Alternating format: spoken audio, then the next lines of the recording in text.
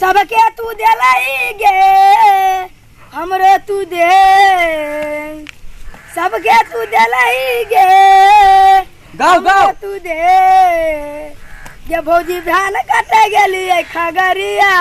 पीछा लाग गले वो दुनु नरिया चोली के फीता फायरे दे सुपरस्टार बना दे भागे जल्दी गाओ परवना गाओ बच्ची जल्दी गाओ गावे छी ना सरकार हां परवना गाओ बच्ची सुपरस्टार बनब जल्दी गाओ भौजी तो है रो बहिनिया मुहबा मोर लेलक केना लगे सरकार ठीक है हां गाओ ना गेले दोसरा के संग में दिलबा हमारा तोर देलक गाओ गेले दोसरा के सुपरस्टार बनावा के जल्दी जल्दी हमारा तोर देलक स्टॉप करो आई एम अताबुल दिल वाला जबरती सामान छुअता है गाओ लहंगा से माल छुअता ओहो जबरती सामान छुअता है पूरा नेपाल के सुपरस्टार बन गेली। हाँ टेंशन नहीं करू सुपरस्टार है नेपाल के।